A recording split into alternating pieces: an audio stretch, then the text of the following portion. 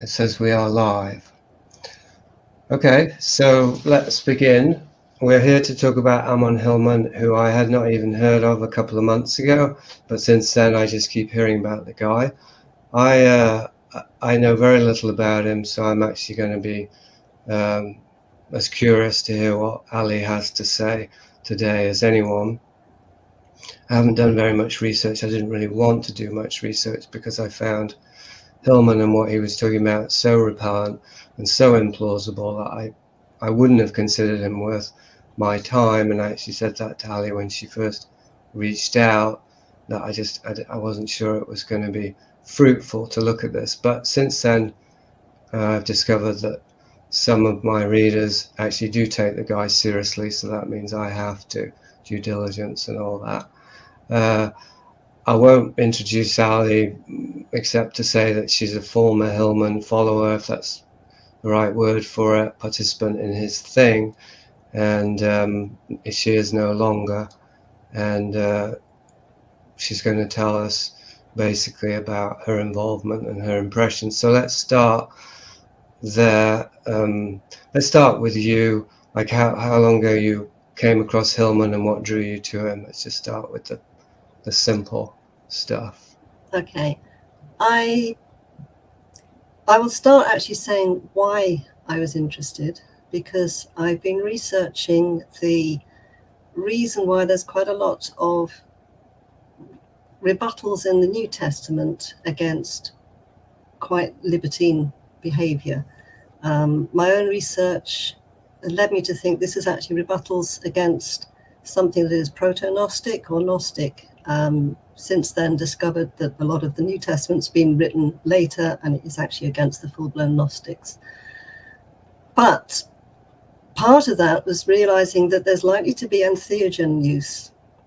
And I was at that point looking at a lot of the heresiologists' accounts and realizing, yes, there's quite a bit of entheogen that's likely here. Saw Ammon Hillman on Gnostic Informant YouTube channel. I thought, oh, he seems to know what he's talking about. He recommended his book, The Chemical Muse.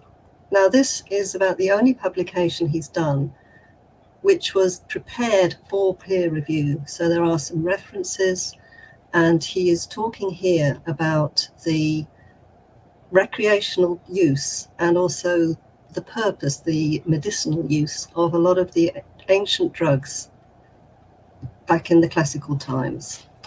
And it was very interesting. I read that. I thought, okay, I will reach out. I emailed him in September 22 and unfolded a bit of my research, tagging in the Synagogue of Satan as a code for these libertine Gnostics. We Zoomed. He invited me to the Myth and Law Discord, which is at the time where he was located for discussion of his materials. I joined in. Didn't take long until I thought, there's not much real discussion going on here. I was finding anomalies with what he was saying, with what I know the Bible was saying, and anomalies with how he's interpreting quite a lot of stuff. So I would gently ask questions and push back a little bit, and finding there wasn't really a willingness to discuss. And I was thinking, this sounds like an echo chamber. Very soon, he actually started his online shows in January 23 is when he started his shows. And there were discussion groups afterwards. Now, being in the UK, the shows started at 2 a.m., so I couldn't join in.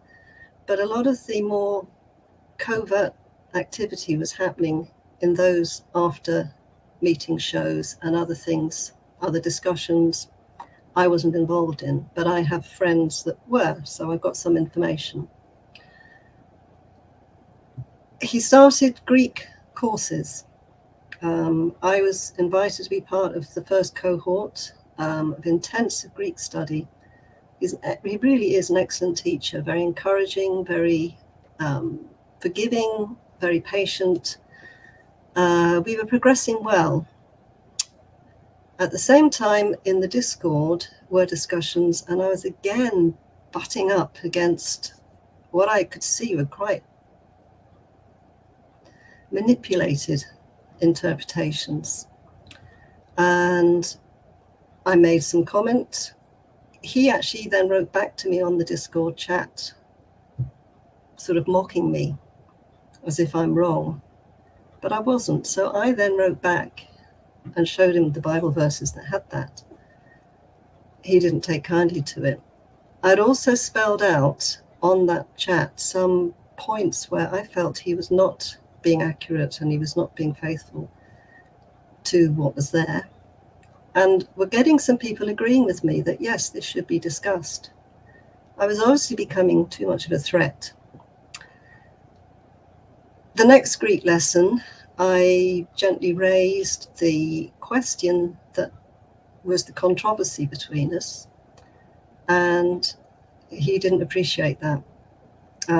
He shut down the tabs on the myth and law that he was involved with, and had me, long story, basically the next time that I saw him, he came charging in, yelling that somebody here says he can't teach Koine Greek, you know who you are, get out. I was absolutely in shock. Having been evicted, I did hear the recording later, and he apologized for the purge. Now that is a very significant term that I will come back to. So having been purged, he then said, well, he gloated, I have no boss, I can do whatever I like, which is a huge red flag. And it's true, he has nobody correcting him, he has no peer. Well, let's pause there, Ali, because we're getting into the whole saga now, and for those who don't even know who this guy is, it's Okay. going to be hard to understand, or harder to understand. So let's switch now to Hillman himself, who he is, what he's offering, why people take him seriously, a little bit of his background and history, the Lady Babylon thing that you've mentioned. Maybe if you could sum that up, and then we can come back to the narrative. Okay. The Lady Babylon project, to some extent, was outgrown from his own experience. He has hinted that he's had clergy sexual abuse in the past. And he seems to have a passion to expose the fact that has been happening all through the history of the church, which it has, and he's found lots of evidence of it.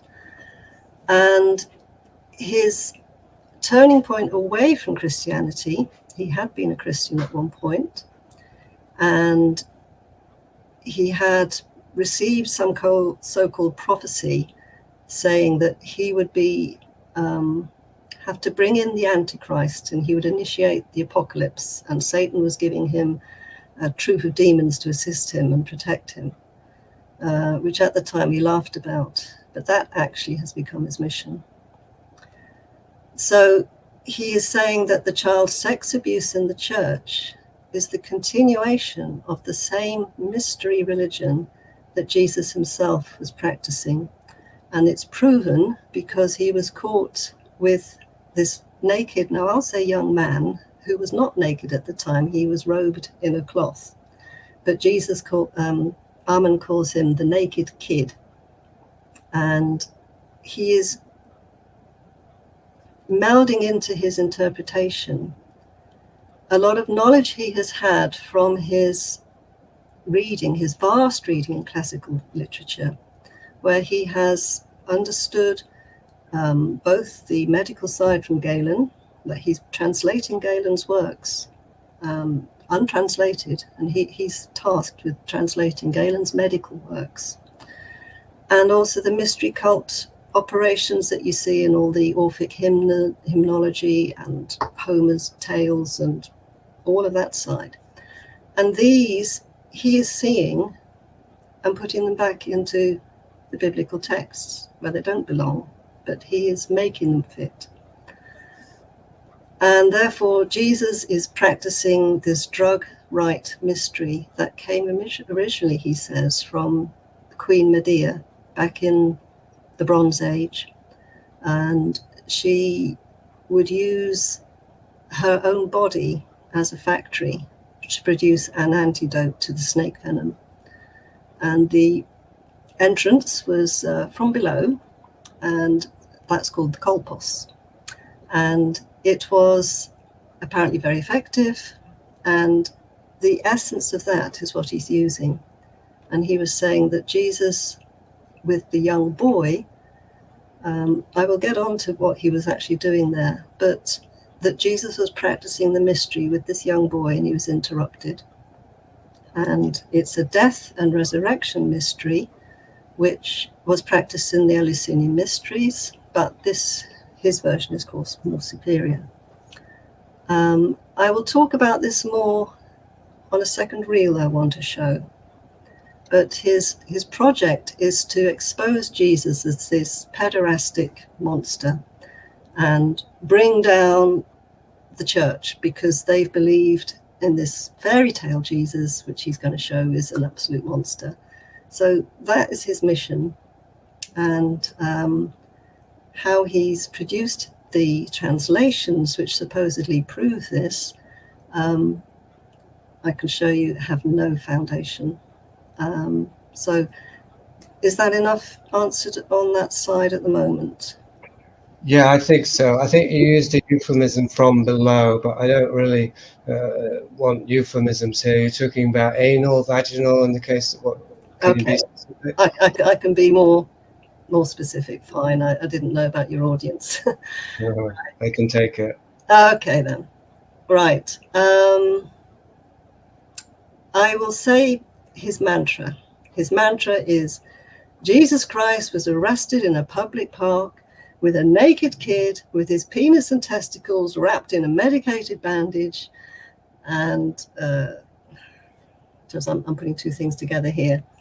But the mantra is, he was arrested at 4 a.m. in the morning, screaming, "I'm not a trafficker." That he supposedly got from Mark 14. The chapter in Mark 14.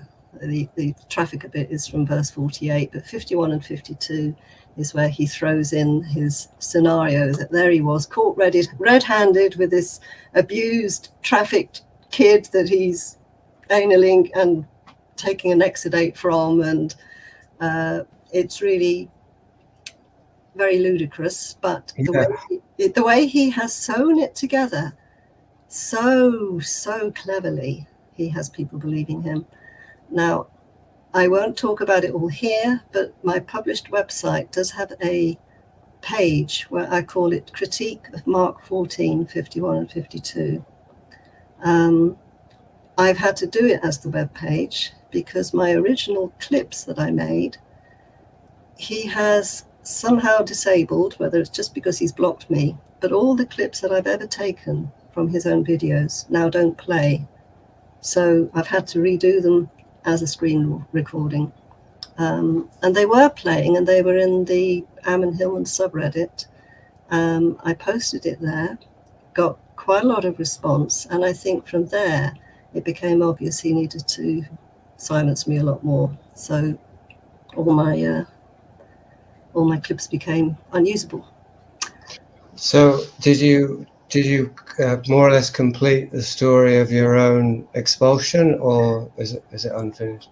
The expulsion, yes, but since then I've been commenting in his video comments, and quite often have people responding. Sometimes in this response I can pick up basically slander that he's been propagating against me because they're repeating it back to me. I thought, I know where that came from. Because I'm a serious threat. I will just post the facts that dispute what he says. And I will put a string of facts after he's done a video to say, look, this is not the facts. You're just, I won't say you're making this up or you're lying, but there's a lot of inconsistency.